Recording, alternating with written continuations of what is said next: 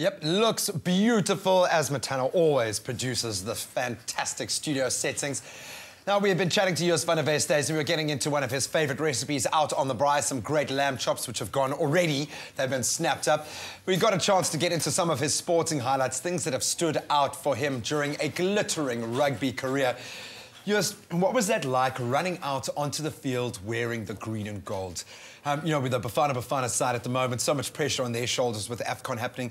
You've been in that exact same position here at home, playing with the hopes of the country on your shoulders. What was that feeling like? Well, what was your feeling when you kissed your first girlfriend? I love it. Basically the same. No, very proud. When you run out, you can't describe the feeling, but that only lasts for about 5 minutes. Then you focus on the task. You were one of those players that seemed to handle pressure better than most.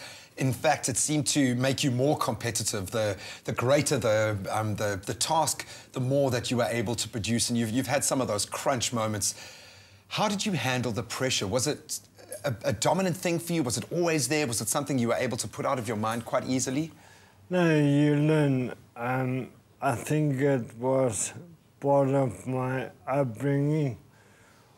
We always, as children, had to work for what we want. I always said long-term goals, break it down to short-term goals and work for it. And I always had to reach the goal. So I've been a hard worker. And it certainly showed on the field. How would you compare the box squad of '95 to the current era of rugby? We've got some very big boys, Eben Etzebets. Almost seems like a new physical era in the game of rugby. How would you compare the team that you played with compared to the Springboks and the current sort of crop of rugby players? Yeah, it's a total different era. We were amateur up till '96. So we had steak and pasta and whatever before game. Nowadays, they're in much better shape. Professional coaching, professional diet, psychologists, so totally different era, but much more professional now. And of course, that team, during that era, you guys were playing for a lot more than your own pride. You were playing for a lot more than just your own rugby careers, but I think the entire country kind of channeled their hopes for the future and for unity through that team.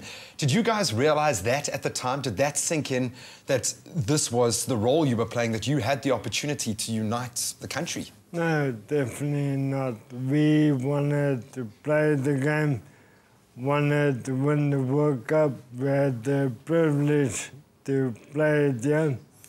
And only afterwards we realized something happened. And what an awesome feeling. I mean, wherever you go, fill up your car, everyone will come and say hello. Even now, it was just amazing to see the whole country unite. Is that something that you like? Do you enjoy having this close connection with your fans? Do you like people approaching you and kind of just picking up their relationship as if they know you personally? Because a lot of us, I think we feel that we do know you personally because of the relationship you've had with your fans for such a long time. Is that something you're comfortable with? You get to a stage in your life, and luckily for me, it came very early. We have to make peace.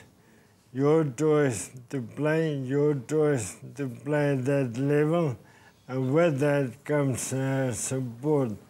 And the moment you realize to accommodate everyone in your life, the easier it gets.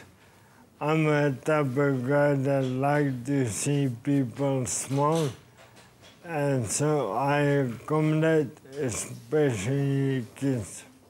I think it's certainly the reason why you've been so inspirational, because you have allowed us into your rugby career, into your life. We're going to wrap up our discussions in just a little while. Just lastly, if I could ask for one sentence, one piece of advice for Bafana, who are now feeling that same pressure. The results haven't been coming.